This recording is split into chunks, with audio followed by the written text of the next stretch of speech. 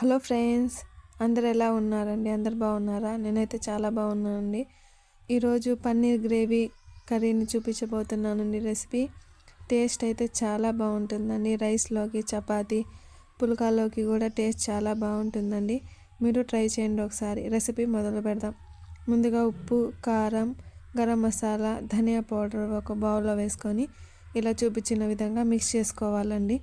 ఇలా మిక్స్ చేసిన తర్వాత ముందుగా కట్ చేసి పెట్టుకున్న పన్నీర్ ముక్కలను వేసి ఆ పొడి ఫ్లేవర్స్ అన్నీ ఆ పన్నీర్ ముక్కలకి పట్టేదాకా కలుపుకొని పక్కన పెట్టుకోవాలండి. తర్వాత ఒక ప్యాన్లో ఆయిల్ వేసుకొని ఇందాక కలిపి పెట్టుకున్న పన్నీర్ ముక్కలను వేసి దోరగా వేగనివ్వాలండి. ఇలా చూపించిన విధంగా దోరగా వేగనివ్వాలండి. చూసారా ఎలా వేగినాయో? ఇలా వేగిన తర్వాత వాటిని ఒక బౌల్లో తీసుకొని పక్కన పెట్టుకోవాలండి. ఈ కర్రీ అయితే టేస్ట్ చాలా బాగుంటుందండి. ఇలా పక్కన పెట్టిన తర్వాత అదే ప్యాన్లో ఇంకొంచెం ఆయిల్ వేసి ఉల్లిపాయలు వేసి దోరగా మగ్గనివ్వాలండి. ఇలా చూపించిన విధంగా దోరగా మగ్గనివ్వాలండి. ఇలా మగ్గిన తర్వాత టమాటా ముక్కలను కూడా వేసి అవి కూడా బాగా ఉల్లిపాయతో పాటే బాగా మగ్గాలండి. ఇలా చూపించిన విధంగా బాగా మగ్గాలండి. చూసారా ఎలా మగ్గినాయో?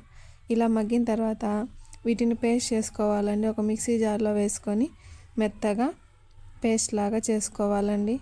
ఇలా చూపించిన విధంగా మెత్తగా పేస్ట్ లాగా చేసుకోవాలండి. ఒక ప్యాన్లో బటర్ వేసుకొని, ఈ కర్రీకి బటర్ అయితే టేస్ట్ చాలా బాగుంటుందండి. మసాలా దినుసులు, బిర్యానీ ఆకు, చెక్క, లవంగాలు, సాజీరా వేసి కొంచెం దోరగా వేగిన తర్వాత ఇందాక పేస్ట్ చేసి పెట్టుకున్నాం కదండి టమాటా, ఉల్లిపాయలు, ఆ పేస్ట్ వేసి పచ్చివాసన పోయేదాకా మగ్గనివ్వాలండి. అలా మగ్గిన తర్వాత ఉప్పు, కారం, పసుపు వేసి జీలకర్ర పౌడర్ వేసి ఆ ఫ్లేవర్స్ అన్నీ బాగా పట్టేదాకా బాగా మగ్గనివ్వాలండి. ఇలా చూపించిన విధంగా చూసారా ఎలా మగ్గినాయో?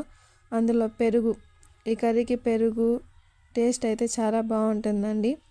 ఇలా పెరిగేసిన తర్వాత బాగా ఉడకనివ్వాలండి. బాగా ఆయిల్ పైకి తేలేదాకా బాగా ఉడకనివ్వాలండి. చూసారా గ్రేవీగా కర్రీ ఎంత బాగా ఉడికిందో? ఇలా ఉడకాలండి కర్రీ. గ్రేవీగా కర్రీకి టేస్ట్ అయితే చాలా బాగుంటుంది.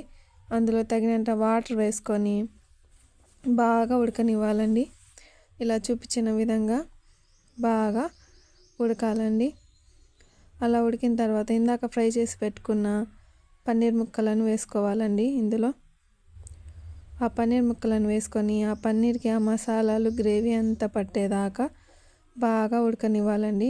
చూసారా పన్నీర్ ముక్కలు ఫ్రై చేసి వేసుకున్నాం కదా, టేస్ట్ అయితే చాలా బాగుంటుందండి కర్రీ. చూసారా ఎంత బాగా కర్రీ ఉడుకుతుందో?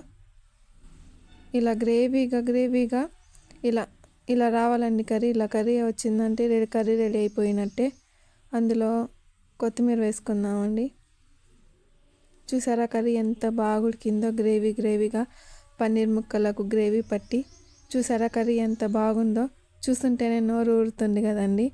కర్రీ అయితే రెడీ అయిపోయిందండి. టేస్ట్ అయితే చాలా బాగుంటుంది. మీరు ట్రై చేయండి.